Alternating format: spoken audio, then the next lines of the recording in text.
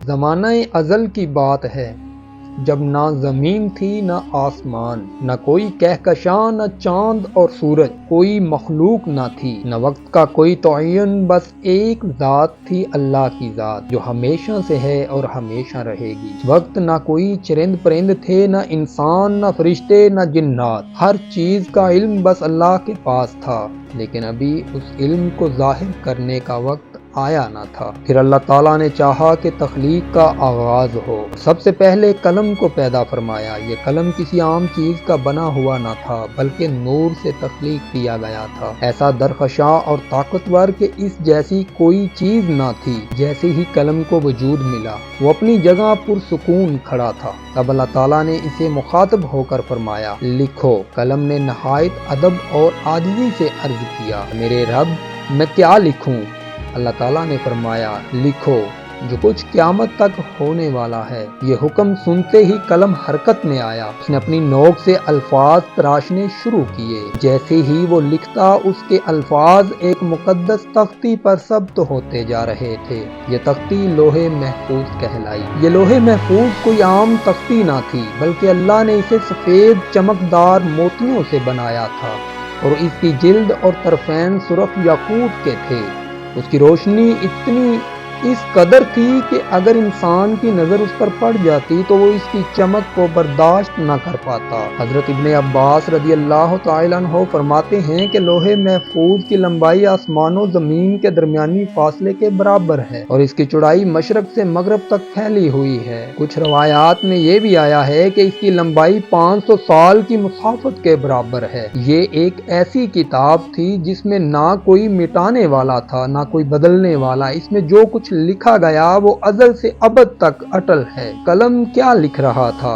قلم نے سب سے پہلے وہ الفاظ لکھے جو تخلیق کا بنیادی اصول تھے، لا الہ الا اللہ محمد الرسول اللہ۔ یہ کائنات کا پہلا لکھا گیا جملہ تھا، اور یہی وہ سب سے بڑی سچائی تھی۔ پھر قلم نے زمین و آسمان کی تخلیق کا وقت لکھا، سورج، چاند، ستارے اور کہکشاؤں کی گردش کا نظام لکھا، پہاڑوں، دریاؤں، سمندروں کی تخلیق کا ذکر کیا۔ پھر اس نے انسان کی پیدائش کا وقت، ان کے رزق، ان کی زندگی کے ہر لمحے، ان کے ہر عمل کے ہر بولے گئے لفظ، حتیٰ کہ ان کے دل میں آنے والے ہر خیال کو بھی لکھ دیا، یہاں تک کہ ہر انسان کی پیدائش، اس کی موت کا وقت اور اس کے نصیب میں کیا کچھ ہوگا، یہ سب لوح محفوظ میں پہلے سے ہی درج کر دیا گیا تھا۔ جب فرشتوں نے یہ سب دیکھا تو حیران رہ گئے۔ وہ جانتے تھے کہ اللہ کی حکمت لامحدود ہے، لیکن یہ راز کہ ہر چیز پہلے سے لکھی جا چکی ہے ان کے لیے بھی ایک حیرت انگیز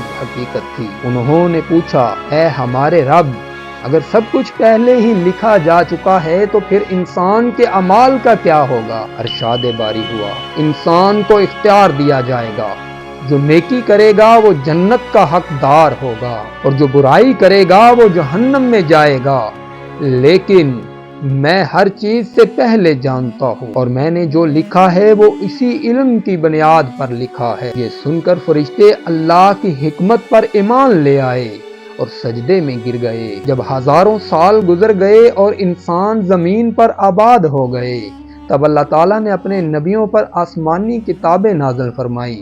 حضرت موسیٰ علیہ السلام کو تورات دی گئی، حضرت داؤد علیہ السلام کو زبور دی گئی، حضرت عیسیٰ علیہ السلام کو انجیل عطا کی گئی، اور آخر میں حضرت محمد صلی اللہ علیہ وسلم کو قرآن شریف عطا کیا گیا۔ لیکن قرآن کوئی عام کتاب نہ تھی، بلکہ خود اللہ نے فرمایا، جس کا ترجمہ ہے، بلکہ یہ ایک بزرگ قرآن ہے جو لوح محفوظ میں ہے۔ یعنی قرآن وہی کتاب ہے جس کا ذکر ازل سے لوح محفوظ میں ہے۔ یہ وہ کتاب ہے جو آسمانی صحیفوں کی اصل ہے، اور جسے اللہ نے ہمیشہ کے لیے محفوظ کر رکھا۔ حضرت ابن عباس رضی اللہ تعالیٰ عنہ کے مطابق قلم کی لمبائی اتنی زیادہ ہے کہ اگر ساری زمین کے درخت قلم بن جائیں اور سارے سمندر سیاہی میں بدل جائیں، تب بھی اللہ کے علم کو مکمل نہیں لکھ سکتے۔ یہ قلم نور سے بنا ہے اور لوح محفوظ سے جڑا ہے۔ جب بھی اللہ چاہتا ہے یہ قلم حرکت میں آتا ہے اور اللہ کے حکم سے لکھتا چلا جاتا ہے۔ یہ سب کچھ لکھے جانے کے بعد بھی لوح محفوظ کا سفر ختم نہیں ہوا۔ آج بھی جب کوئی انسان پیدا ہوتا ہے اس کے نصیب کا فیصلہ اسی لوح محفوظ میں درج ہوتا ہے۔